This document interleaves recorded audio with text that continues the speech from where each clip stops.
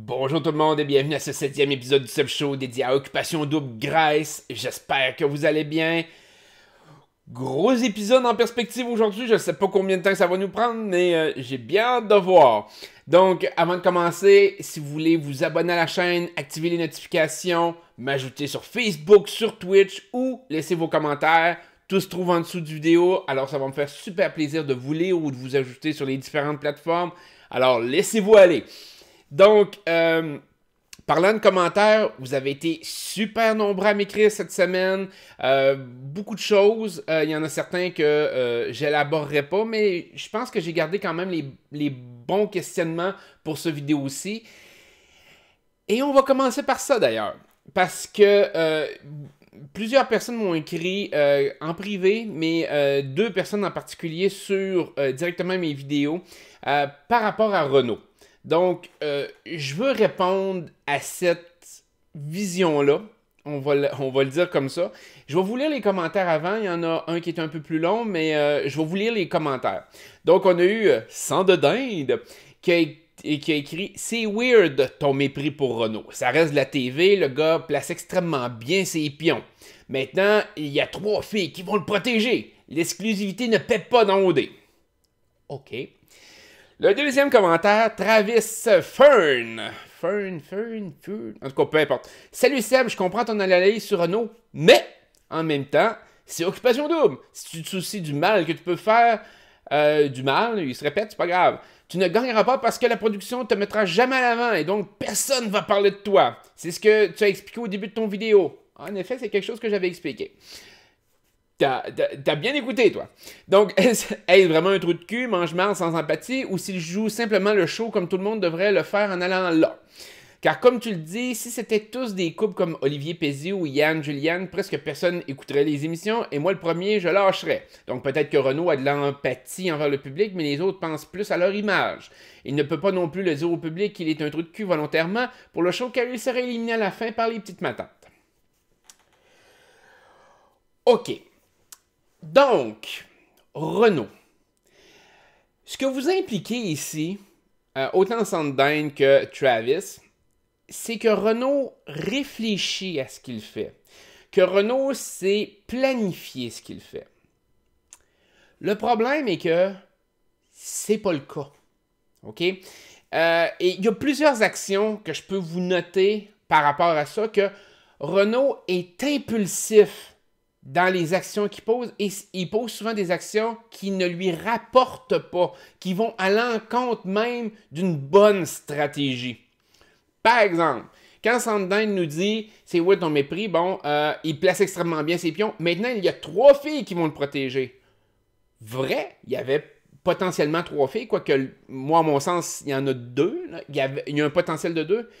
Et pour vous montrer à quel point que Renault est épais stratégiquement, ben, voilà même pas 2 semaines, il a mis dans l'enveloppe une des 2 filles qui pouvait y sauver le cul. Ça démontre fort bien que le gars, il réfléchit pas. C'est pas stratégique. Il était prêt à éliminer une de ses alliés. Il était prêt à éliminer la fille qui est à genoux devant lui, qui veut le garder. C'est pas pour le show qu'il l'a fait. Il l'a pas fait genre, je vais provoquer quelque chose d'extraordinaire, genre un move épique. Ben non! Il était prêt à s'en débarrasser. Il fait comme, ouais, ben finalement, tu sais, qu'aparte. C'est épais. C'est vraiment, vraiment épais. Il a ramené la fille, Marilyn, d'une des 3 filles. Il l'a ramenée. Première chose qu'il fait, il la blast. Il la ridiculise, elle brave pendant une semaine. On va revenir sur le cas de Marilyn plus tard, mais la fille, elle le trouvait intéressant. Elle pouvait potentiellement y sauver le cul, puis il a slashé ça dans la face en la ridiculisant et en traitant de n'importe quelle façon. C'est pas stratégique. Il réfléchit pas à son move. Renault, c'est un impulsif. C'est un gars qui ne réfléchit pas à ses actions. Et puis, je vais vous faire un contraste super. Une image qui était super intéressante. Quand Jonathan est revenu de son activité avec Marilyn cette semaine, Renault, première chose qu'il a faite, c'est « Jonathan, est-ce que Marilyn a parlé de toi? » « Jonathan? Non, on n'a pas parlé de toi. » C'est pas vrai. il avait parlé avec Marilyn, puis oui, ok. Après ça, il a donné un peu de bribes d'informations minimales, insignifiantes. Au contraire, même, tu sais, il a comme fait, bon, elle a parlé de, tu sais, elle est plus grounded à terre, puis tu sais, on a parlé un peu plus de cet aspect-là. Mais Marilyn lui a donné de l'information importante. Jonathan a utilisé sa tête dans ce sens-là. Jonathan, il a vu stratégiquement le potentiel de l'information que Marilyn lui a donnée, puis d'attendre de l'utiliser probablement au bon moment, ou au pire, de ne pas l'utiliser pantoute. Mais il a vu le potentiel de Renaud. Pantoute! Renaud, dès qu'il y a quelque chose à dire, il dit... Il a une grande gueule, il est pas capable. Et comme l'aspect de dire, tu sais, Alexandre Brice, ah ben oui, si j'étais dans la maison des exclus, je fourrerais avec pendant 3 semaines. De traiter Maude de coiffeuse de Chambly, tu sais, le gars, il est pas capable. C'est pas stratégique. Il est... je vais faire le comparatif avec l'année passée, mais je vais faire le comparatif aussi avec Love Story. Il y a beaucoup de gens qui m'ont ostiné l'année passée que Joanie était stratégique dans ce qu'elle faisait, puis je vous disais, non, elle est comme ça. Puis le monde pouvait choquer, dire, ben non, tu sais, t'as traite de crise de folle. Oui, mais c'est une crise de folle. C'était une crise de folle dans l'émission. En dehors, je peux pas juger. Moi, je juge ce que je vois. OK? Renaud, c'est un trou de cul dans l'émission, puis c'est pas stratégique. Puis je vais revenir avec Travis un peu plus tard, mais je veux juste faire un comparatif. À Love Story 4, si vous m'avez suivi à Love Story 4, vous devez vous souvenir un peu de la game, des autres joueurs qui étaient contre moi. Je pense qu'aucun d'entre vous, si vous m'avez suivi, va dire que j'étais pas le joueur stratégique. Je pense que sincèrement, je peux me qualifier du joueur stratégique de Love Story 4. J'étais le gars qui plaçait ses pions en place, qui faisait tous les moves correctement. Et je faisais le show grâce à ça. Mais à l'opposé de moi, se trouvait Elodie. Elodie aussi l'a fait le show. Elodie aussi est arrivée puis elle a fait des moves dans le jeu. Puis c'est là que je veux en venir. Elodie, elle voulait m'éliminer. Elle était vraiment craquée pour me clencher. OK, fine. Mais pourquoi elle voulait m'éliminer? Est-ce que c'était parce que j'étais un très grand stratège puis qu'elle s'est dit Sébastien, il faudrait l'éliminer à cause de telle chose, puis il joue contre tout le monde, puis il faut que... Ou elle s'est dit, ouais, ça a l'air d'être une menace pour la finale, on devrait peut-être essayer de mettre l'accent sur lui puis l'éliminer le plus vite possible, ou... Non! Elodie voulait m'éliminer parce qu'elle m'haïssait! C'était purement émotif et impulsif, puis c'est de valeur. Je l'adore, Elodie, là. En dehors. Mais dans ce contexte-là, elle était conne! Elle était épaisse, puis je pense qu'il n'y a personne d'entre vous qui va me contredire là-dessus. Elle a joué en épaisse. Son raisonnement était pas bon. Puis c'est ça. Mais elle a fait le show pareil. À son détriment à elle. Exactement comme Joanie a fait le show au détriment d'elle-même. Le show se fait pas parce que le joueur est bon, mais au contraire parce que le joueur est mauvais. Ben, après ça, il y a du monde qui essaye d'analyser ça en disant « Ah, c'est parce que le joueur, il a pensé. » Non, il a pas pensé. La production te montre ce qu'il fait, puis c'est ça. C'est son côté impulsif. Même chose à Love Story 6. Mathieu Baron a fait le show quand même à Love Story 6. J'y enlèverai pas ça. À son détriment. C'était parce que c'était lui la joke du show. C'est un peu ça. Puis de défendre l'aspect de Renaud puis d'essayer de trouver de la stratégie en arrière de tout ça, ça n'a aucun bon sens. Ce n'est pas stratégique ce qu'il fait. Il n'y a aucun move qu'il a fait jusqu'à maintenant qui était stratégique. S'il avait été stratégique, au lieu de s'acharner à vouloir éliminer Jonathan qui est seul dans son coin, qui est complètement insignifiant, il serait attaqué à Pézy, il serait attaqué à Olivier, il serait attaqué à Andrew, ou il essayerait au moins de créer quelque chose par rapport à ça. Ben non! Renaud, la première chose qu'il fait, c'est qu'il essaie d'éliminer son allié, il se pogne avec une potentielle alliée, il crée le doute dans la tête de sa number one qui est Jessica, puis on va me dire genre, oh non, il réfléchit, puis il est wise, il pense à son affaire. Pas en tout!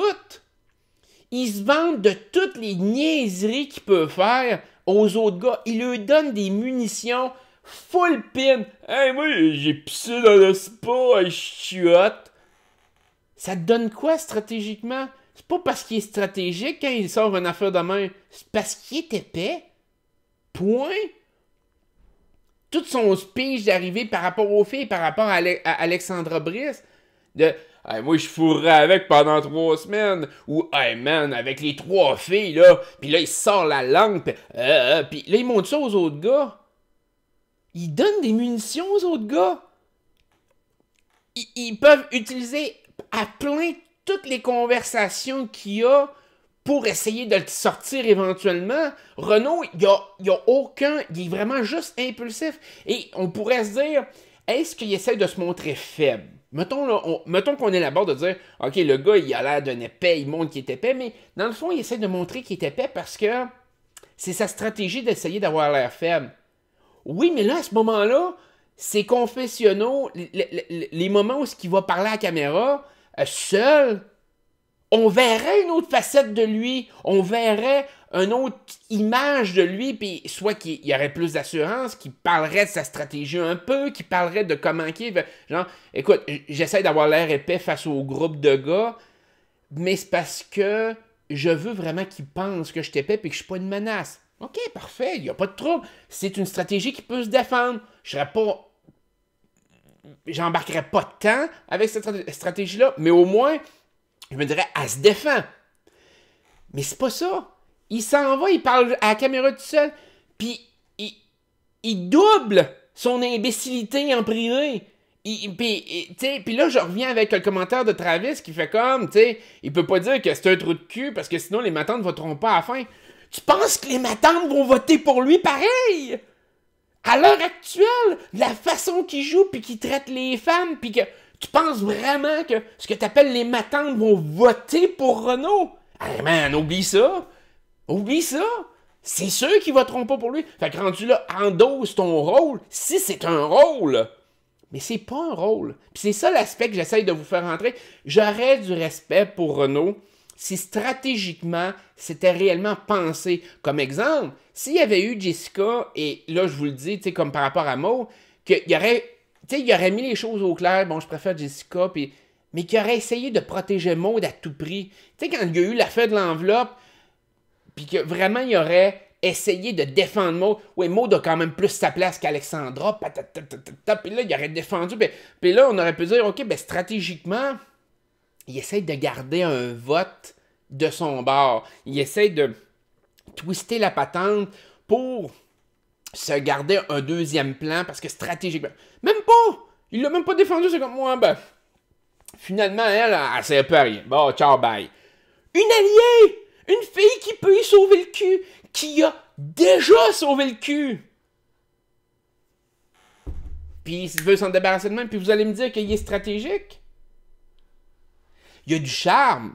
Les femmes le trouvent charmant au premier abord. Exactement comme Marilyn, elle l'a trouvé charmant. Dès qu'il commence à le connaître, tu sais combien de filles, des filles qui ont dit, tu sais, Maud, elle endure beaucoup, tu sais, Maud, tu sais, il n'y a aucune fille qui endurerait ce que Maud endure présentement. Puis c'est vrai, les filles, elles l'aiment pas, Renaud. Puis encore là, ça va avec ce concept-là. On voit le contraste avec Jonathan. Jonathan, il sort avec aucune fille, mais toutes les filles, elles l'aiment. Lui, il a réussi à bâtir cette image-là. On peut le dire, là, il papillonne quasiment avec tout le monde. D'une certaine façon, il fait ses activités, puis il en choisit une, puis il en choisit l'autre. Puis les filles n'en veulent pas. Il est bien correct. Il continue l'aventure, il continue encore, puis il survit. OK, bon, ben stratégiquement, ça peut être intéressant de ce côté-là. Mais c'est l'aspect que Renaud a pas ça. Renaud ne fait pas ça.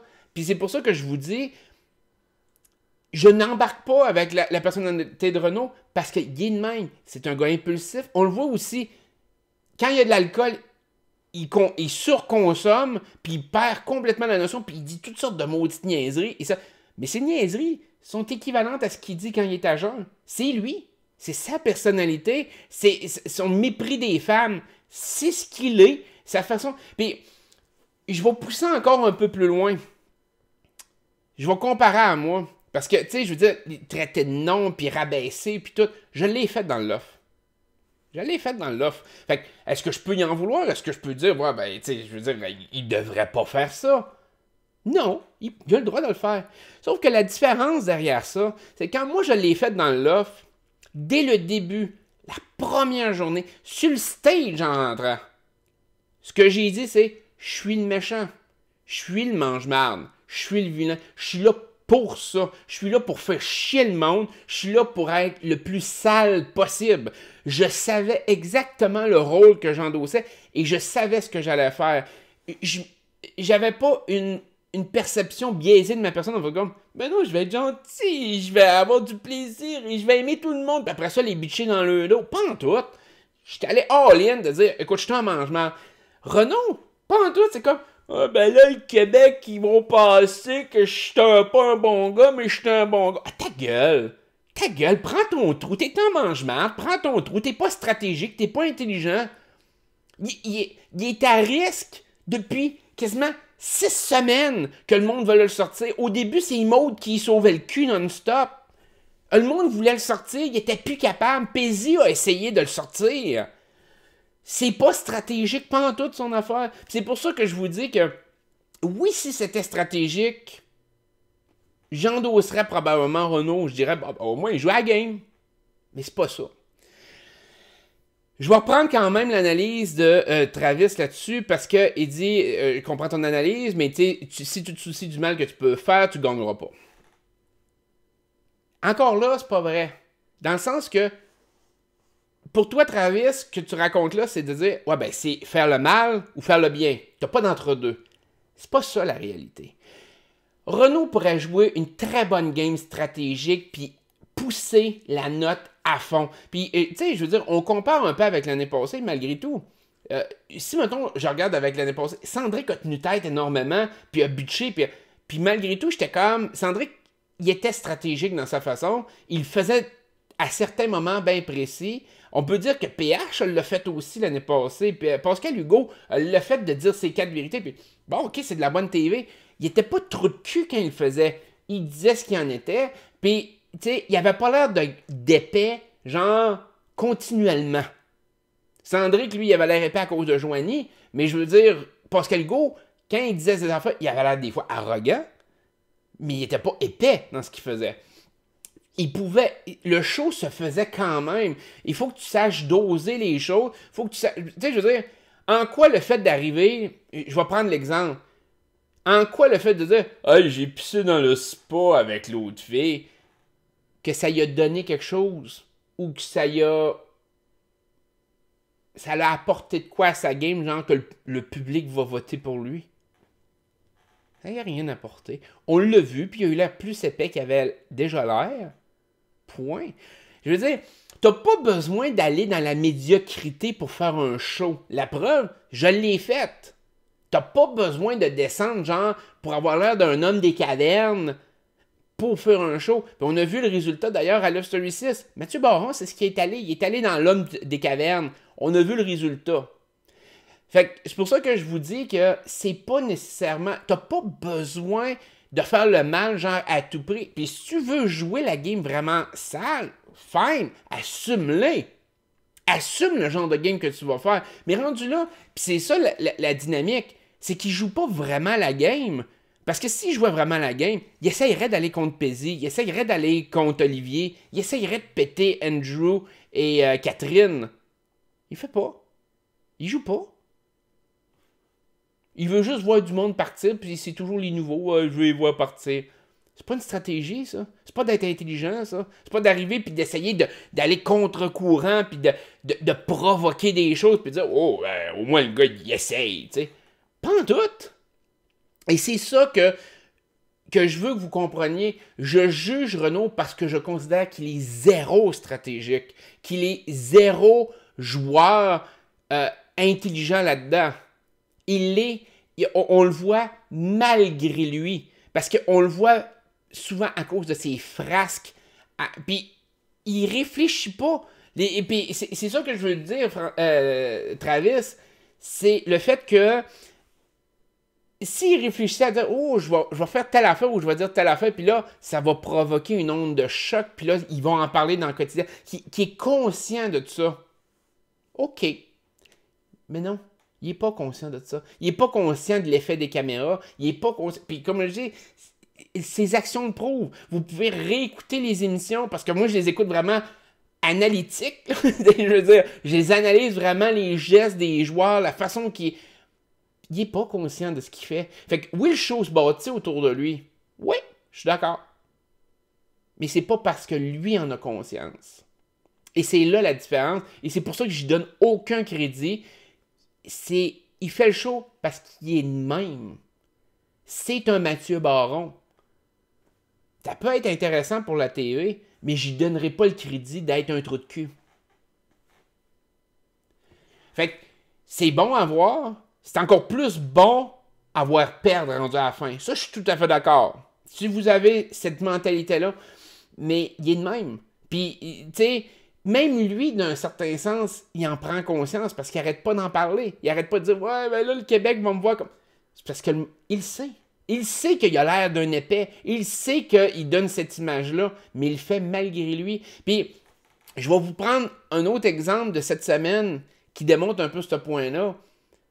Tu sais, il parle de son ex. Il a son vidéo avec son ex, puis là, oh man, je m'ennuie, puis j'ai gaffé. Puis à chaque fois, j'ai gaffé, puis c'est de ma faute. Puis...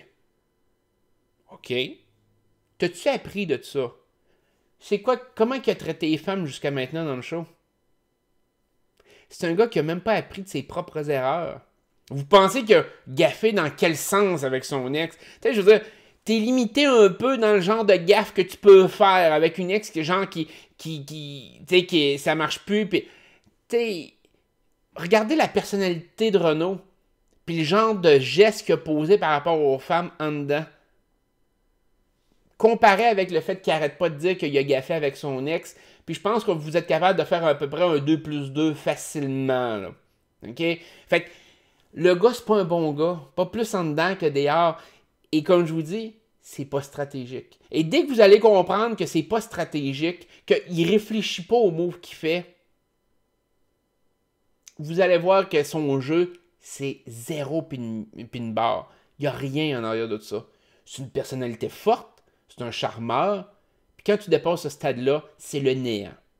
Fait que je veux pas m'acharner dessus dans le sens de dire « Oh, il faut qu'il perde », parce qu'il y a du monde qui ont pensé que c'est la même affaire avec Joanie l'année passée. Non, mais je déteste de voir les gens valoriser ces joueurs-là parce que, mon Dieu, ils sont intéressants pour la TV. Ouais, mais ils pourraient être intéressants sans être de même. Puis c'est ça qui me perturbe. Malgré tout, l'année passée, même si je n'étais pas enclin nécessairement avec Adamo, il était intéressant. Cendric, j'appréciais malgré tout la personnalité de Cendric l'année passée. On va en reparler tantôt. Mais j'appréciais la personnalité quand même de Cendric l'année passée. Il faisait le show. Puis il n'allait pas dans la médiocrité comme cette année. Comme Renaud fait cette année. T'as pas besoin d'être médiocre pour faire un show. Joanie l'a fait aussi l'année passée. Fine, ok, oui, ça a fait le show. Mais je ne valoriserai pas ce genre de show-là. Puis moi, je l'ai vécu dans le Love 4. Élodie était comme ça. Je l'ai vécu dans le Love 6. Mathieu Baron était de même. Est-ce que vraiment vous voulez valoriser ces joueurs-là? Ben moi, c'est le même feeling. Quand je vois Joanie, quand je vois Renaud, ben je vois Élodie, je vois Mathieu Baron. Des joueurs qui font le show malgré eux. Qui font le show parce que leur personnalité est à chier. Et non pas parce qu'ils ont conscience du show qu'ils vont donner. Et c'est ça que je veux vraiment que vous compreniez. Fait que si Renaud, à un moment donné, on voit qu'il y a une lumière qui allume, ou si vraiment on voit une différence par rapport à son gameplay, par rapport à la façon dont il joue, qui fait en sorte que je remette en question tout ce qu'on a vu depuis les dernières semaines, de dire « Oh, attends un peu, as-tu réfléchi à son affaire plus que je pensais? » Ben, crime, je peux vous le garantir, je vous le dis live là, je vais m'excuser, puis je vais lui donner tout le crédit. Je vais dire, écoute, le gars, il a joué un hostie de game de fou. Même moi, je ne l'ai pas vu venir. Mais vous savez quoi? Je vous le dirai pas, parce que ça n'arrivera pas. C'est pas ça, sa game. Sa game, c'est d'être lui. Puis être lui, ben, c'est d'être cette affaire-là. Fait que, je veux pas m'acharner sur son cas, mais c'est le fun quand même d'arriver puis d'en parler. Puis, autant que le monde aimait le fait que je tenais tête à Mathieu Baron, ben, au même titre que, d'une certaine façon, j'ai l'impression, en faisant une vidéo comme ça, que je tiens tête à un gars comme Renaud, qui traite les femmes comme de la merde. Puis, comme je dis, c'est pas de traiter les femmes comme de la merde d'un point de vue stratégique parce que ça l'avance ou parce que ça fait quelque chose. Non, parce que ça fait partie de sa personnalité. Si il voulait briser une fille pour la faire quitter, je vais prendre l'exemple de Marilyn, qui aurait dit dans sa tête, je vais tellement la craquer cette semaine qu'elle va crisser son camp. Puis je vais me gagner une semaine de plus. OK, c'est stratégique. Fair game. Everything is fair in love and war. OK, parfait. Ça ben non. Dès qu'elle arrive puis il la brise, c'est comme, ben non, je comprends pas pourquoi qu'elle pense ça. Puis là, il est sa défensive. Là, il défend quelle personne y est. Ouais, mais moi, avec mes chums, je suis capable de faire des jokes de même. Puis il est sa défensive. C'est pas son jeu. C'est pas, tu sais, il le fait de façon naturelle. Puis il défend son naturel en disant, ben, je suis de même. Ben, je le fais, puis c'est pas grave. Marilyn, je l'ai pris parce que je pensais qu'elle était faite plus forte que ça. C'est pas sa game. C'est pas une game pour lui. Il est de même. Fait que, bref. Parce que je le sais que j'ai eu beaucoup de commentaires aussi en privé. Ouais, pourquoi tu parles autant en mal de Renaud? Ben là, je pense que je vous ai donné une image un peu plus claire. J'espère que vous comprenez un peu plus mon point. Puis oui, je vais lui donner le crédit si ça vire autrement, mais à l'heure actuelle, c'est sa personnalité et je suis à 99% sûr de mon coup. Et si je me trompe avec un 1% de chance, ben ça va me faire plaisir de vous faire une vidéo exprès pour ça, puis de m'excuser directement à Renaud en faisant comme « T'as été le joueur de l'année. Félicitations. Même moi, je me suis fait prendre au jeu, puis j'ai pensé vraiment que t'étais un truc de cul, puis finalement, t'es un méchant gamer. » Mais je sais que ça arrivera pas. Fait que c'est juste ça. Bon, le cas de Renaud est réglé. L'élimination de Nicolas, on n'en parlera pas. Je vous avais expliqué un peu pourquoi il se ferait éliminer probablement. Il s'est fait éliminer. On s'en fout, il est parti. Bon. Deuxième gros sujet, Jonathan. Là, Jonathan, on a eu aussi un commentaire là-dessus. On a eu Annie. Qui nous a écrit tu n'avais pas vu venir l'alliance Maud Jonathan. Crois-tu qu'ils ont de bonnes chances de gagner s'ils se rendent en finale? Le rejeté des gars et la rejetée de Renaud, si tu avais été à la place de Marilyn, aurais-tu sauvé Jonathan et Nicolas? Bon, fait que là, ça, c'est, mettons, deux questions. Là. Je vais m'attarder vite de même à la dernière question en premier, parce que ça n'a pas rapport vraiment ben, un peu au rapport quand même à Jonathan, mais si tu avais été à la place de Marilyn, aurais-tu sauvé Jonathan et Nicolas? Ouf! C'est une question qui est un peu difficile à répondre, Annie, parce que il y a beaucoup de gens qui veulent jouer stratégique, qui rentrent dans un jeu comme ça, et qui sont pas capables de jouer stratégique. C'est-à-dire, ils rencontrent les gens, puis ils sont pas capables de faire la différence. Puis, comme une fille comme Marilyn, qui était directement dans la maison des filles, qui se faisait influencer d'une certaine façon par les filles, souvent, quand tu arrives dans... Puis je vais en parler un peu tantôt par rapport à Olivier, entre autres. Quand tu fais partie, mettons, du groupe, tu veux pas te déplacer, tu veux pas créer de merde. Il y a beaucoup de gens qui rentrent là-dedans, puis ils font « Oh, moi, je vais en créer de la merde. » Ils arrivent là, puis ils deviennent des moutons, ou ils deviennent des agneaux. C'est du monde que... Ils ont l'impression qu'ils vont créer de la merde, mais rendus dans l'action, ils se disent « Hey man, si je fais la merde puis tout le monde m'haït 24 heures sur 24 sites, ça va être longtemps. » Puis Marilyn, je pense que c'est un peu le cas. C'est extrêmement dur. Puis on l'a vu, tu sais. Moi, je me rappelle quand j'ai fait le Story 4, puis le monde on dit « Hey man, t'as été fort, t'as été fort. » Mais c'est vrai que c'est extrêmement lourd d'être détesté 24 heures sur 24, puis que tout le monde t'haït, tout le monde te parle dans le dos, tout le monde... Il faut vraiment avoir, je pourrais dire, je vais utiliser l'expression la couenne dure, puis d'être capable de distancer de ça, de dire, écoute, moi je le sais, dans le Lovecad, souvent, tu sais, je m'assisais, le matin, des fois, je m'assisais dans le lit, il y a des gens qui me disaient, ben, tu dors tout le temps, mais en tout cas, mais j'étais dans le lit, des fois, j'étais allongé, j'avais les yeux fermés, puis la seule chose que je faisais durant ce temps-là, c'était de me dire, OK, aujourd'hui, là, tu le sais, tu vas manger de la merde, tu vas manger de la merde, oui, tu vas manger de la merde, probablement qu'elle elle va te péter une coche. OK, reste zen, reste focusé sur le prix, reste. C'est la finale que tu. Laisse-toi pas influencer. Il faut pas que ça te brise, il faut pas que ça. Puis, tu sais, je me focusais, des fois, je passais des 15 minutes, 20 minutes allongé, les yeux fermés, juste à me minder pour dire, OK, il faut que je commence la journée, là. Aujourd'hui, genre, ah ouais, être rough encore, puis je vais me faire haïr encore, puis je vais. Puis c'est lourd. Puis je vais prendre. Quand il y a eu Love Story 5, Isabelle a voulu d'une certaine façon faire un peu comme moi, puis elle est rentrée en disant, oh, moi je vais faire un peu comme Sébastien, puis tu sais, ben, elle a rentré. Tout de suite, elle s'est fait briser en essayant d'être comme moi. Parce que c'est lourd. Parce que c'est extrêmement difficile de te faire haïr de tout le monde. Essayez de vous imaginer, genre, vous êtes haï à une place, mais que vous pouvez partir. Malgré tout, ça va vous peser lourd de vous être fait haïr quelque part. Tu sais, à un moment donné, l'environnement, vous êtes dans votre lieu de travail, puis il y a quelqu'un qui vous haït, déjà, ça peut être plate. Les relations de travail sont tendues. Imaginez-vous, vous êtes entouré de monde qui vous haïssent, puis il faut que vous mangiez avec eux autres, dormiez avec eux autres, que vous essayez de faire du social malgré qu'ils vous haïssent. C'est pesant. Puis c'est ce qui arrive dans une situation comme Marilyn. Elle rentre là, elle a le minding de le faire et finalement elle se rend compte que c'est impossible de faire ça. Puis la personne se brise. C'est aussi simple que ça. Puis elle est juste pas capable. Et de sauver Nicolas et Jonathan dans un contexte de même aurait probablement mis le feu aux poudres qu'elle se serait fait détester. Est-ce qu'elle serait restée plus longtemps? Ça, c'est la grande question. Je pense que dans une situation de même, veut pas, stratégiquement, tu sais, mentalement, je pense que le monde ne l'aurait pas plus sauvé. T'sais, si elle avait créé autant de merde que ça, il y a trop de monde qui aurait voulu la sortir de toute façon. Elle aurait eu beaucoup de difficultés à survivre à une élimination. Elle aurait pu, mais ça aurait été très dur. Je pense pas que ça leur aurait fait une grosse différence. Est-ce que stratégiquement c'était jouable? Je pense que oui.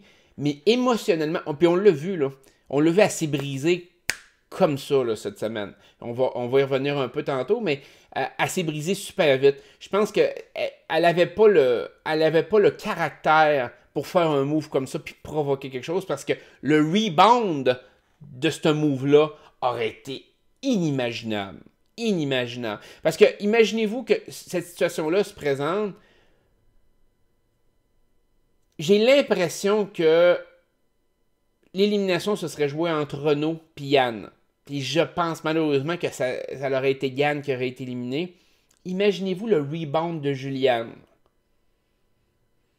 Juliane qui est une femme forte, mais qui est en même temps extrêmement arrogante, qui est extrêmement princesse. Vous pensez sincèrement qu'elle y aurait donné la vie facile? Oui, c'est sûr que tu es dans une game, il faut que tu l'assumes. Mais Marilyn avait pas le caractère d'assumer ça. Puis je pense que c'est pour ça qu'elle a cédé rapidement de dire, OK, bon, ben, je protège pas Jonathan ni Nicolas. Et advienne que pourra.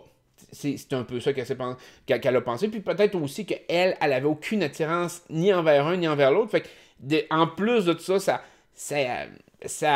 ça détruisait sa game de toute façon parce qu'elle se voyait pas avec ni un ni l'autre. Fait que c'est comme.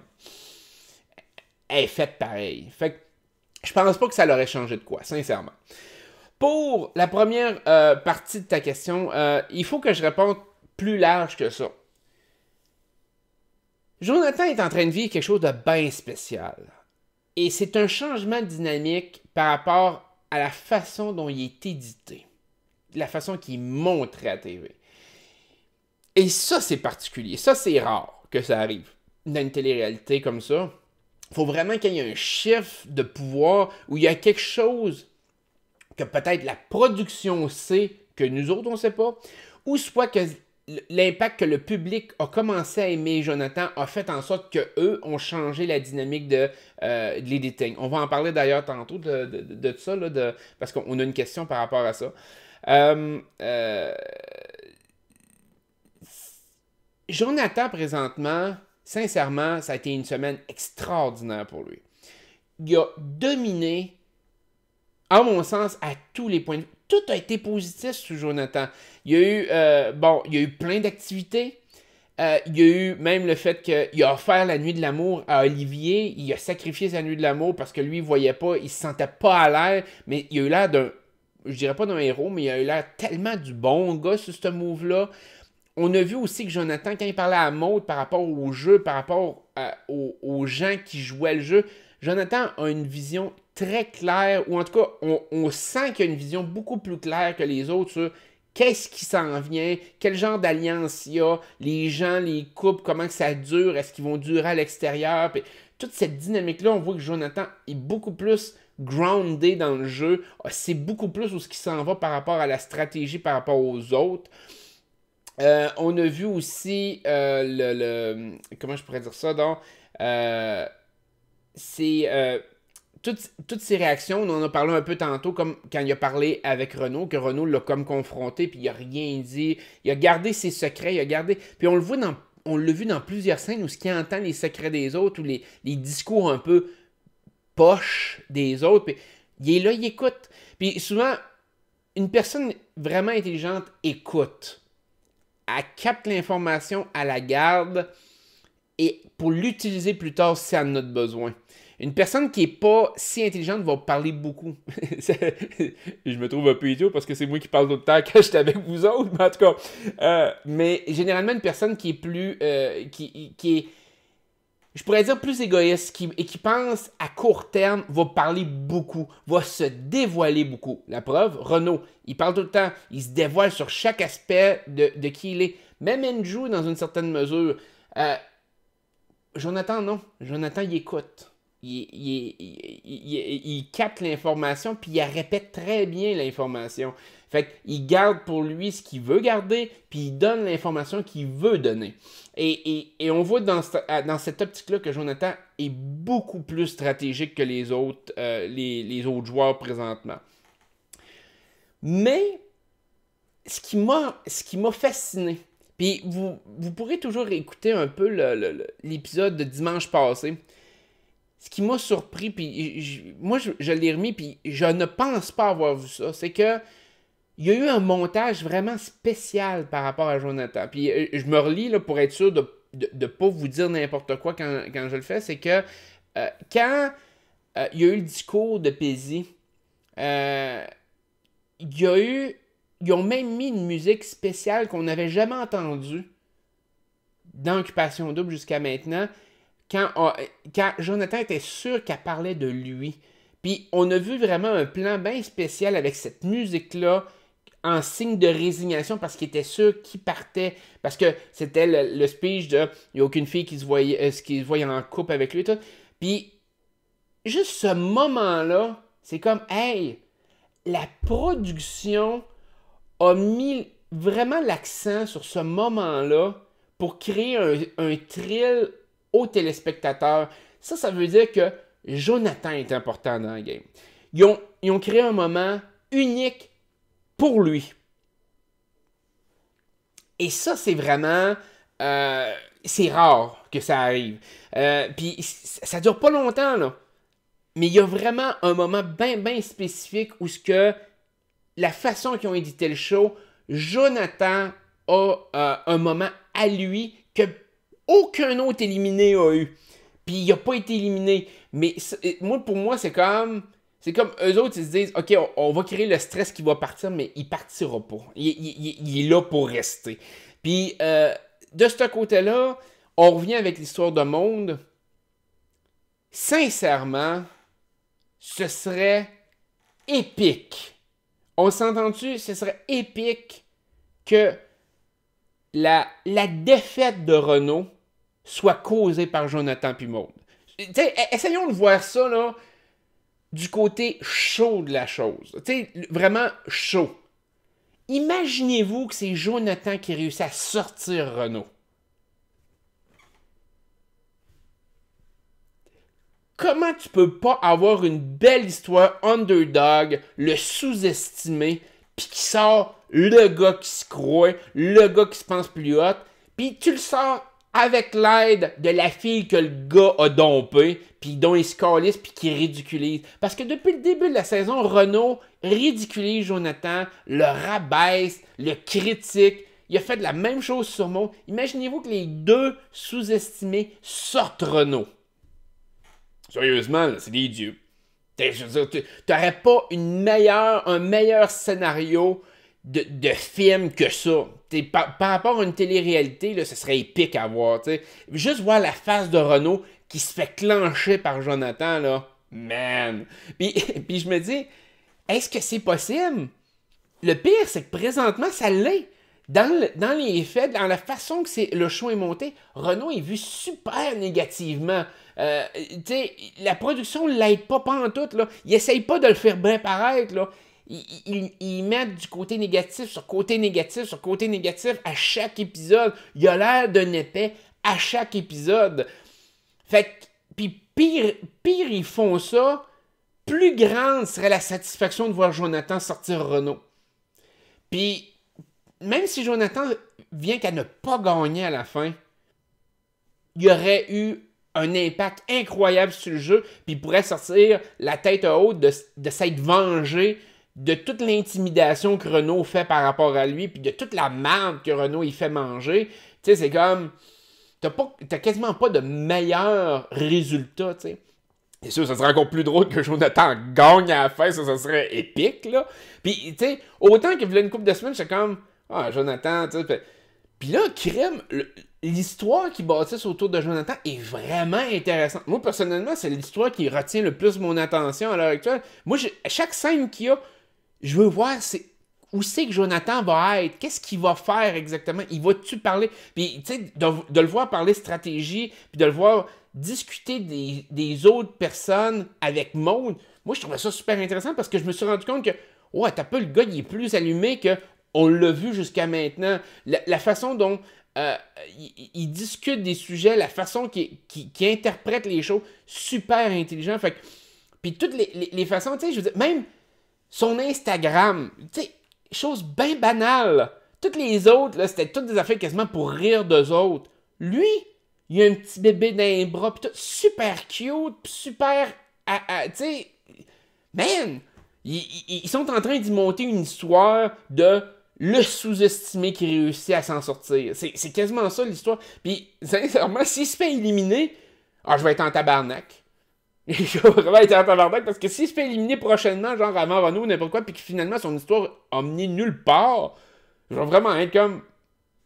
Pourquoi vous avez fait ça? Ça va être vraiment un montage de merde qu'ils vont avoir fait parce que, sincèrement, il me semble que le montage l'amène vraiment là, de plus en plus loin. C'est vraiment là, un montage de... Hey, le gars, il va être fort. Il va avoir de quoi par rapport à lui. Puis, d'un côté, c'est pas illogique à ce stade-ci, parce que quand on y pense, sincèrement, puis ça, je vais en parler plus tard, mais le couple Olivier-Pézy est sur le point d'éclater. On a l'impression qu'il peut éclater n'importe quand maintenant avec les previews qu'on a vus, puis tout. Le couple Renaud-Jessica, on a vu combien que Jessica doute de Renaud, elle arrête pas d'en parler. Il est sur le point d'éclater, il arriverait n'importe quoi, tu sais, il dit, je veux pas me faire niaiser. La production met pas ça dans les airs pour le plaisir. Ils mettent pas ça pour dire, ouais, ben regarde, on vous montre ça, mais ça n'aura aucune importance. Ouais, c'est sûr qu'il va arriver quelque chose, ça se peut pas qu'il arrive rien, tu sais, c'est comme... Puis, le fait d'arriver puis de mettre ça, Renaud puis Jessica, ça peut éclater n'importe quand. Puis si vous avez ces deux couples-là qui éclatent, là, Jonathan, il se rend quasiment en finale. Il est quasiment collé à sa finale, là. Puis encore là, ça, c'est si les autres, ça va bien. Moi, sincèrement, dans un contexte comme ça, en finale, je verrais très bien Andrew, Catherine contre Jonathan Maud. Parce que Yann puis Juliane peuvent se faire sortir n'importe quand. Puis peut-être même qu'Andrew puis Catherine vont se dire, ouais, ben c'est bien mieux de sortir Yann puis Juliane puis garder Jonathan. C'est pas un couple. Fait que, est-ce que Jonathan peut se rendre à la fin? V'là 2 semaines, sincèrement, j'aurais dit non. Puis v'là 2 semaines, je vous disais, il est faible. Puis c'est la preuve un peu par rapport à ce que je disais à Renaud tantôt, s'il change sa stratégie ou si le jeu change par rapport à lui. Mais Jonathan, jusqu'à maintenant, c'est impressionnant là, ce qu'il a fait dans les dernières semaines depuis, dans le fond, l'élimination de Michael. Moi, sincèrement, j'ai appris à l'aimer beaucoup. Puis j'étais sûr que le gars, il s'en allait dans le mur, là. Moi, j'étais sûr que, ah, regarde, ça donne rien. Puis moi, j'étais sûr que l'élimination de Michael, c'était juste de dire, justement, tu sais, qu'il avait gardé Jonathan, qui ont donné une semaine de plus. Mais là, un crime avec la façon qu'il monte, je suis plus sûr, là.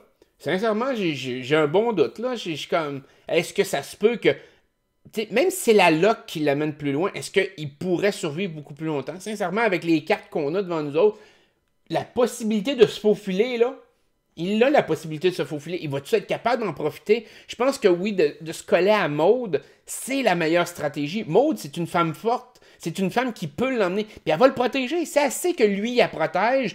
Elle va le protéger, puis elle va s'en crisser, là. C'est, tu sais, les... Puis elle a la possibilité de son bord. Tu sais, je veux dire, ça peut se revirer contre exemple, Renault. Elle va peut-être la saisir, l'occasion.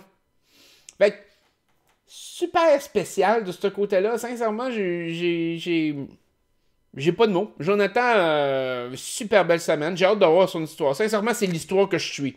À l'heure actuelle, j'écoute Occupation Double pour voir l'histoire de Jonathan évoluer. Puis j'espère que ça me pètera pas dans la face puis je vais être en tabarnak. Mais pour l'instant, en tout cas, l'histoire est intéressante puis j'ai hâte de voir où est-ce que ça va nous mener. Jonathan, là, c'est l'histoire intéressante. Puis on parlait tantôt de Renault qui fait le show. Moi, sincèrement, là, présentement, j'aime bien mieux le show Jonathan. Je suis bien plus accroché au show Jonathan, puis voir Chris où c'est que ça va me... Où est-ce que ça va nous mener, ce show-là? Le show Renault. Le show Renault, c'est prévisible à fond, puis je m'en contrefous, là. Ça n'a pas d'importance, là. Comme je vous disais, c'est d'écouter Mathieu Baron, là. M'en sac, là. Fait que non, Jonathan, je garde un œil sur lui, puis à chaque semaine, mon analyse change de mieux en mieux pour lui. Puis je suis vraiment content d'être surpris. Lui c'est vraiment ma surprise à l'heure actuelle. Là, puis super drôle. On dirait que lui, c'est l'élément positif, drôle. Moi, j'ai ri. J'ai pas ri pas en tout de toute la semaine, à part les bouts où il y avait Jonathan. C'était tellement drôle, c'était tellement crampant, c'était tellement... fait que, sérieusement...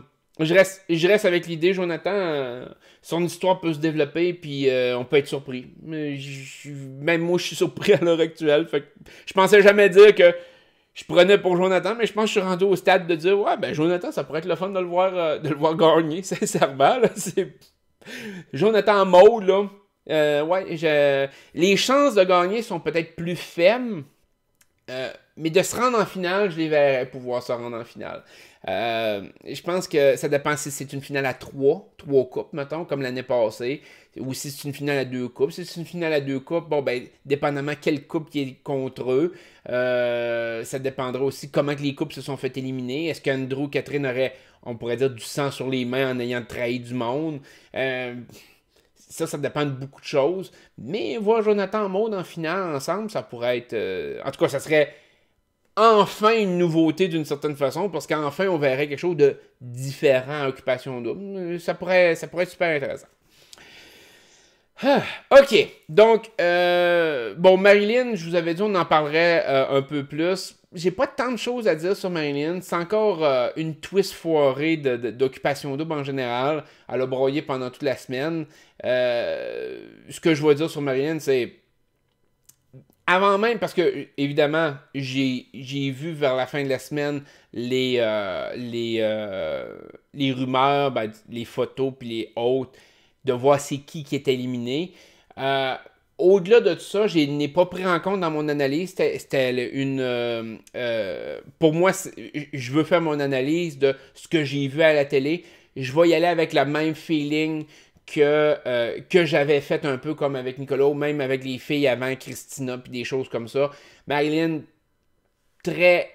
vu très négativement, dans un sens, en ce sens qu'on l'a vu juste pleurer. Il n'y a pas eu de développement sur son histoire, on la voyait juste pleurer, puis on dirait quasiment que la production riait d'elle en la montrant qu'il braillait non-stop dans plein de situations différentes.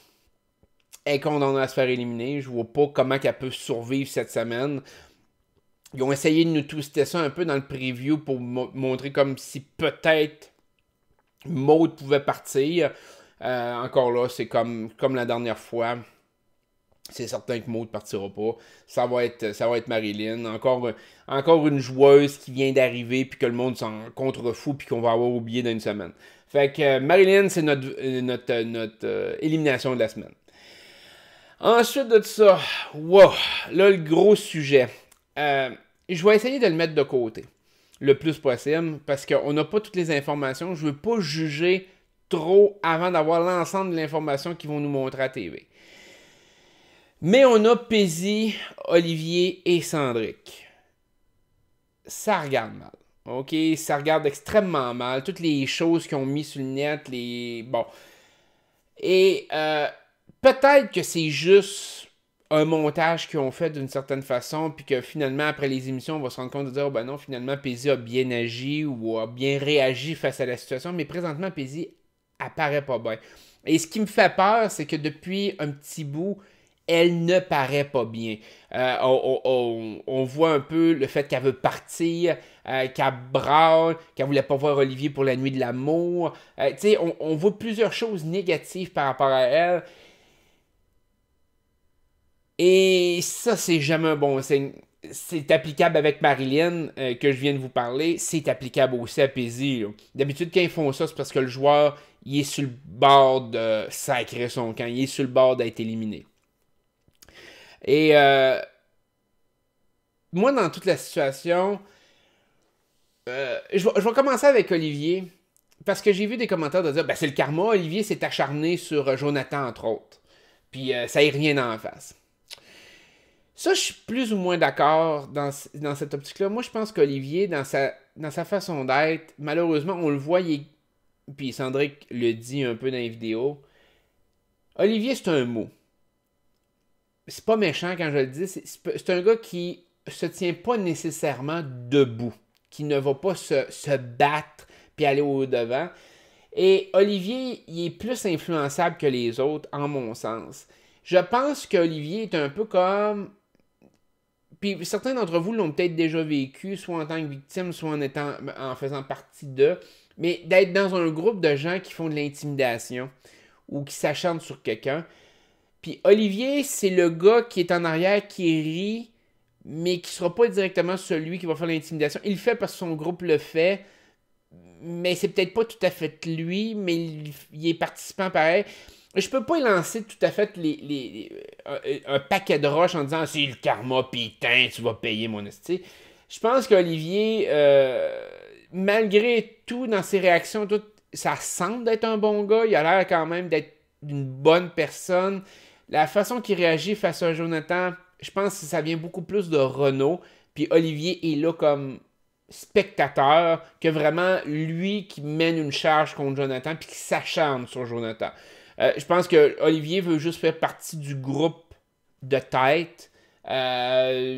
Puis le leader, c'est Renaud. Puis il plie. C'est un plieux. Fait que de ce côté-là... je suis pas d'accord avec la fin de l'histoire du karma. Mais au-delà de tout ça, bon. Pourquoi Cendric va là? J'ai défendu beaucoup Cendric sur plusieurs choses qu'il avait faites l'année passée. Même dans une de mes vidéos de cette année, je disais, bon, il était stratégique, tout, mais sincèrement, là, Cendric, que c'est que tu crisses, là? Parce que je comprends pas. Je comprends pas. Puis c'est ça que j'ai hâte de voir dans les épisodes. S'il aime vraiment Pézi, sincèrement, s'il l'aime, il vient de faire la pire gaffe de sa vie. Il vient de faire le pire move épais de l'histoire d'une télé-réalité. Parce que ce qu'il vient de faire présentement, là, c'est de condamner Pézi. Il l'a condamné dans le jeu, puis il l'a condamné à l'extérieur du jeu. Il a condamné absolument tout, puis c'est comme... comment je pourrais dire ça, donc? Dans le jeu, en faisant ça, il vient de détruire un gars qui aimait profondément Pézi. Je pense qu'on ne peut pas douter vraiment de l'amour qu'Olivier a pour Pézi. Je pense qu'on peut dire sincèrement que c'est réel. Que le gars, d'après moi, Pézi, il aurait dit, regarde, fuck la maison, on part, toi puis moi, puis il aurait dit oui tout de suite. T'sais, il serait même pas cassé la tête, il aurait crissé son camp. Puis je pense sincèrement qu'Olivier aurait été comme ça. Et Cendric va briser ce gars-là. Ça, tu peux te dire, ben écoute, c'est tel que tel. Mais là, ce qu'il fait en même temps, c'est de briser toute la réputation et tout ce que Pézi a pu faire. Tout le côté positif de Pézi, tout va aller dans le drain de toilette, puis avoir l'air de l'hostie de bitch en face du Québec tout entier. Avoir l'air de la crise. Puis je vais utiliser des mots crus, mais ça va être ça pareil. Avoir l'air de la salope qui n'a pas fait son deuil de son ancienne relation, qui est encore mélangé à plein entre son ex puis le nouveau gars. Mais le nouveau gars, c'est un bon gars qui l'aime du plus profond de son être. Alors que son ex, là, il s'en est crissé, il est allé à Occupation Double, puis il a couché avec Joanie, full pin, puis il s'en foutait bien de Pézi. C'était pas grave. Puis, après, là, elle pourra plus gagner le show. J'entends que là, il vient de la condamner sur la victoire. Elle va probablement perdre Olivier dans le processus. Elle va sortir de là.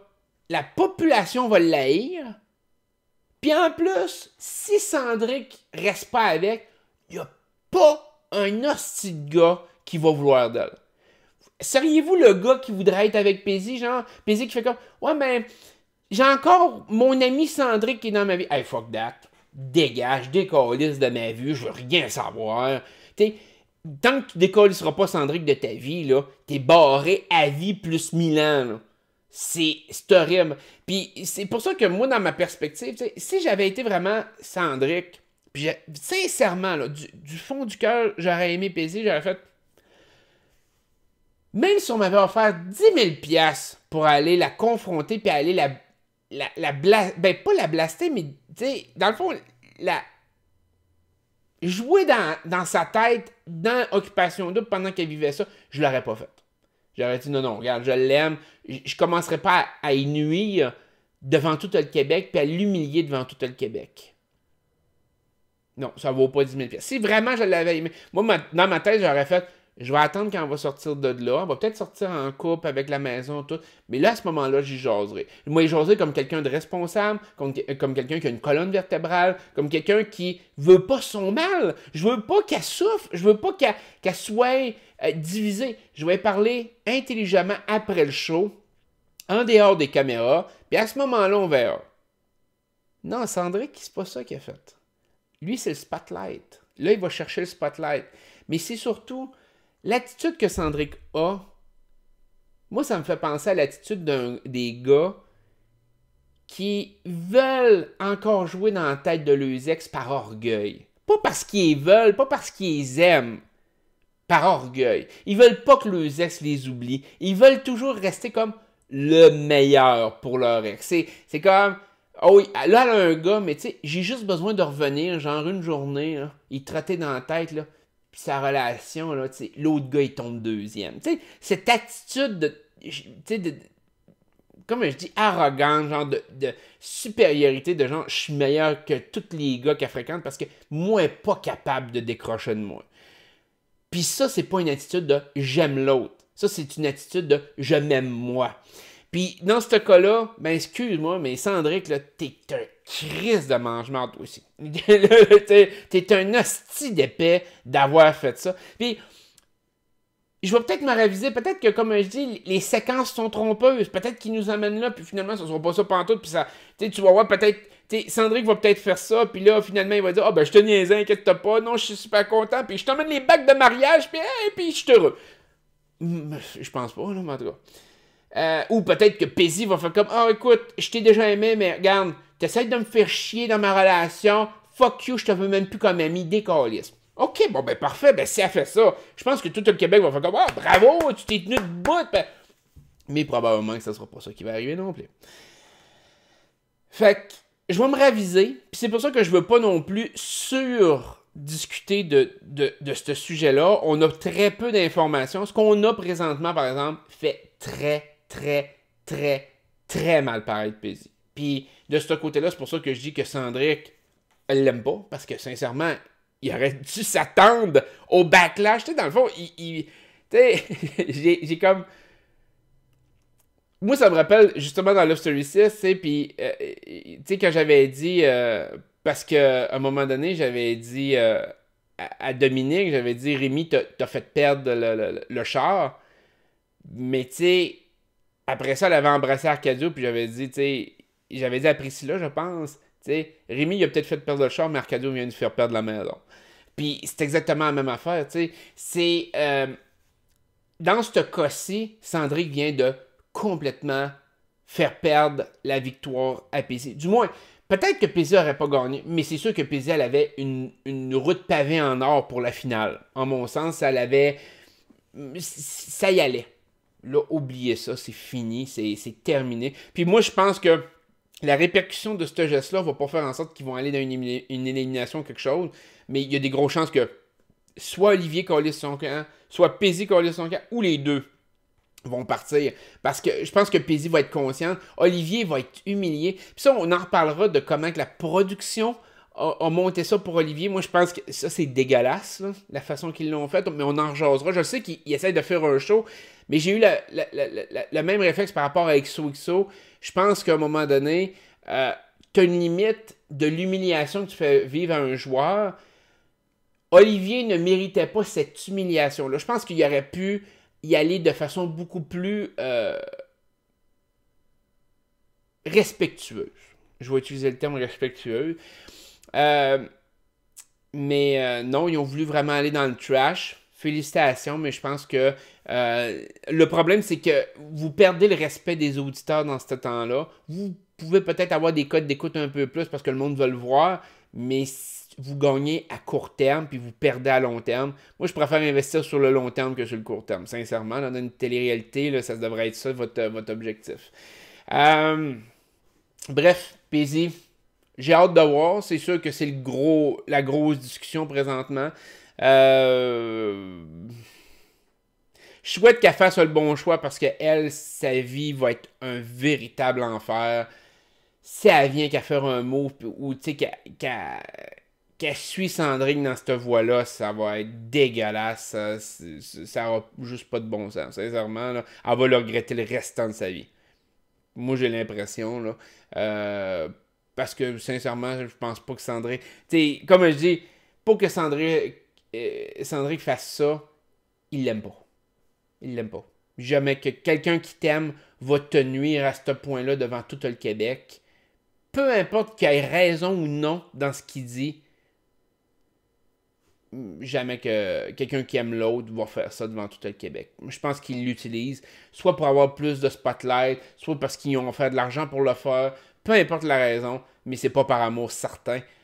Parce que si c'est par amour, le gars, il s'est pas aimé. OK. Fait que on a deux autres petites questions dans le fond du public. On a eu Malicia qui nous a dit « Je me demandais s'ils sont 3-4 semaines d'avance, la prod laisse aller combien de temps avant le montage pour les quotidiennes? Laisse-t-il aller le groupe le plus longtemps possible avant de faire leur montage en 2-3 jours avant la quotidienne? Question de pouvoir choisir les extraits les plus pertinents pour l'histoire qui sera passée sous le radar. » En fait, il y a plusieurs façons de faire quand ils bâtissent une émission comme Occupation Double. Généralement, ils vont monter plein d'histoires. Ils vont sélectionner plusieurs affaires qui se passent. Puis oui, plus le temps avance, plus ils savent un peu ce qui s'en vient. Fait qu'ils vont sélectionner les montages qu'ils ont déjà préparés, peut-être en ajoutant des choses, des fois en enlevant, mais ils savent un peu quand même où ce qu'ils s'en vont au départ. Mais le montage peut changer à la dernière minute. Je veux dire, tu sais, je vais vous prendre un exemple comme Love Story. Il faisait le montage la veille. Tu sais, je veux dire, c'était la journée d'avant que vous voyez à la quotidienne. Donc, ils sont capables de faire ça dans un temps record. Ils peuvent faire ça dans 24 heures, là, le montage. Évidemment, Occupation Double prennent beaucoup plus de temps, c'est mieux, c'est plus léché, j'aime utiliser le terme, mais c'est plus peaufiné comme montage, c'est moins garoché, il y a beaucoup d'images autres, il y a des paysages beaucoup, mais c'est sûr qu'ils vont attendre le plus loin possible pour ça, pour arriver, puis justement avoir la meilleure histoire. Tu sais, je vais prendre l'exemple encore de Jonathan. Au début, on le voyait pas du tout parce que, qu'on le veuille ou non, on l'a pas vu pas en tout durant les 4 premières semaines. Fait que probablement qu'il la production se disait, il risque de partir. Puis c'était, tout le monde parlait de, ils voulaient le voir partir, tu sais, il va être le prochain à partir. Les gars voulaient le voir partir, les filles se disaient, ben c'est le premier à sacrifier. Puis tout le monde était dans ce mood-là dans le jeu. Fait que la production s'est probablement dit, ouais, ben ça vaut pas tant la peine de mettre l'accent sur lui. Puis là, tout d'un coup, ils se rendent compte que, oups, là, l'histoire est en train de changer. Fait que là, l'histoire change un peu. OK, mets un peu Jonathan. Dose-les, mais mets un peu Jonathan. Puis là, ça évolue comme ça. Là. Fait que des fois, un joueur disparaît complètement de la carte ou autre. Fait que, mais c'est sûr qu'avec le 4 semaines, ils ont du jeu pour faire le montage. Mais dans le fond, ils peuvent faire le montage jusqu'à la dernière minute. Je veux dire, une heure avant le show, ils peuvent pousser une image de plus, une scène de plus, puis parce qu'il est arrivé quelque chose, puis ça va faire la job. Sauf qu'il faut quand même qu'il y ait une trame narrative, ils savent un peu ce qui s'en vient, donc ils bâtissent leurs histoires pas juste en fonction dans 4 semaines, mais aussi dans une semaine de là, tu sais, qu'est-ce que va être les épisodes de la semaine prochaine. Fait que je te dirais qu'il doit avoir un moule déjà préétabli pas mal pour la majorité d'une quotidienne. Ils doivent se garder un jeu s'il arrive vraiment quelque chose d'exceptionnel. Mais en mon sens, ils doivent pas le faire beaucoup parce qu'il y a encore plusieurs semaines devant eux pour s'ajuster, pour faire ça. Puis des fois, c'est pour ça que d'après moi, dans certains épisodes, on voit des flashbacks d'en arrière, tu sais, pour nous expliquer une situation que probablement ils n'avaient pas vu venir. Là, ils nous font le petit flashback pour OK, bon ben c'est ça qui est arrivé, puis là, ça explique cette scène-là, puis ils doivent avoir rajouté cette scène-là à la dernière minute parce qu'ils n'avaient pas mis les autres images avant quand c'était ça aurait dû être, dans le fond. Fait que j'espère que j'ai répondu à ta question. C'est un peu un sujet plus technique, mais il n'y a pas vraiment de bonne ou mauvaise réponse. Je pense qu'ils peuvent faire un peu ce qu'ils veulent jusqu'à la dernière minute. Est-ce qu'ils le font, est-ce qu'ils le font pas? C'est dur à dire. D'après moi, ils doivent se garder une bonne porte de sortie au cas où pour changer un peu l'histoire jusqu'à la dernière minute. Mais est-ce qu'ils le font vraiment? Je pense pas. Je pense que les émissions doivent être quand même montées bien d'avance pour justement que le côté qualité ressorte. Parce que quand tu fais ça à la dernière minute, ben, tu perds le côté qualité. Donc, on le veut, non. Donc, ensuite de ça, dernière question. On a eu, Guillaume Ormier. Ormier? J'ai mal noté le nom, je pense. Peu importe. Depuis que la saison a commencé, je réalise des choses que je ne voyais pas avant. Tu as apporté le point que la production se sac bien raide de l'aspect humain, tandis que moi, de mon côté, je n'étais pas conscient de ça et avais mis tous mes offres dans ce panier-là le jour de mon audition, espérant me démarquer de mon unicité. Je commence à perdre la voix. Donc, en fait, ce que Guillaume nous jasait un peu, parce que son paragraphe est plus long que ça, c'est, dans le fond, par rapport au casting. Moi, j'expliquais que, dans le fond, c'est pas important le côté humain, qu'eux autres veulent avoir le meilleur casting possible. Par contre, et c'est ça qui est important, le meilleur casting pour eux n'est pas nécessairement d'être le meilleur en audition. Et là, je vais vous expliquer de quoi qui est un peu spécial. Quand ils ont une télé-réalité, généralement, il y a déjà d'attribuer des rôles que la production va chercher. Il y a des rôles spécifiques qu'ils veulent avoir dans une télé-réalité. Des fois, c'est le bad boy qui crouse tout ce qui bouge. On pourrait dire que cette année, c'est comme Renault. L'intellectuel, le sportif. Vous pouvez avoir le bon gars. Vous pouvez avoir la barmaid. Vous pouvez avoir, c'est tout comme un peu des rôles. Quand je dis barmaid, c'est peut-être fille plus de party. La fille, la girl next door. Fait que là, tu as des rôles spécifiques un peu de même qu'ils essayent de combler. Ils se gardent une porte de sortie pour des fois 1, 2, 3 joueurs hors normes. Des joueurs qui ne fitent pas en tout. Puis qu'eux autres se distinguent par justement le fait qu'ils sont vraiment à part. Mais généralement, ils vont y aller avec les rôles déjà préétablis. L'affaire, c'est que ils vont pas nécessairement prendre la meilleure personne dans chaque rôle. Là, ce qu'ils vont faire, c'est qu'ils vont regarder le casting, ils vont regarder le monde qui ont été sélectionnés. Puis là, si quelqu'un se démarque vraiment beaucoup dans un rôle, on va prendre Renault. Renault se démarque dans le bad boy qui crouse tout ce qui bouge, puis qui est infidèle. Là, ils vont dire, Renault, il est de même. Lui, on le veut absolument. Renault, il fait le show. Lui, il est sa coche, puis on veut, c'est sûr que le show va être écœurant si on le met là. C'est sûr que lui, il fait le show.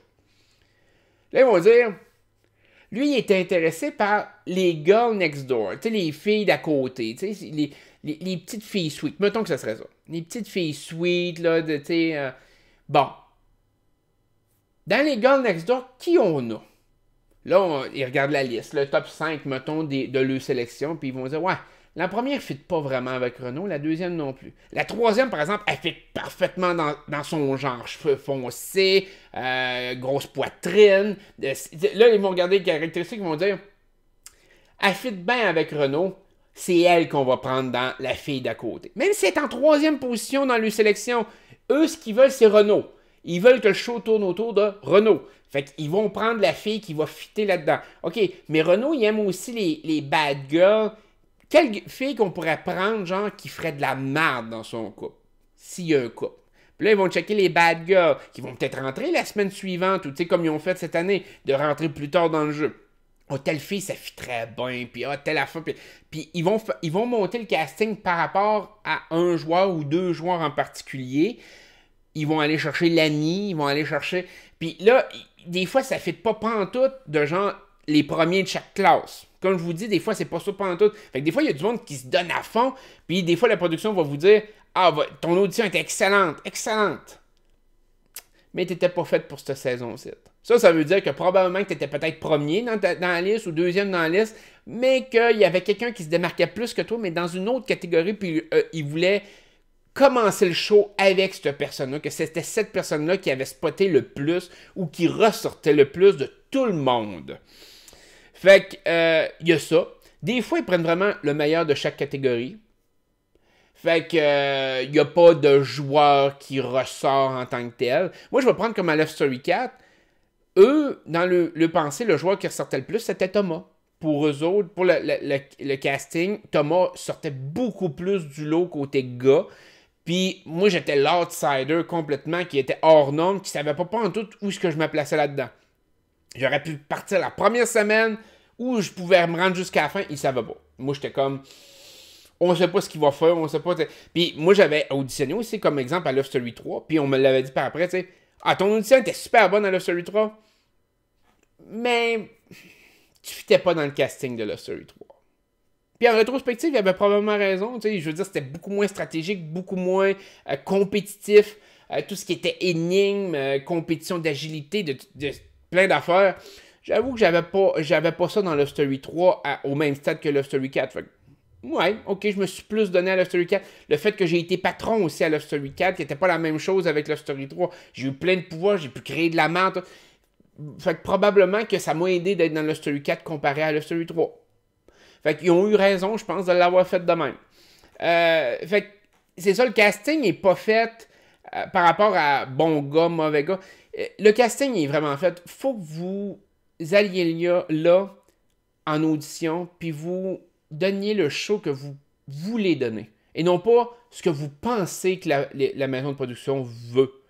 Parce que si vous faites pour que une maison de production vous prenne, probablement que vous allez être rejeté de toute façon, ou vous allez tomber 3, 4e ces listes, ou même plus bas que ça.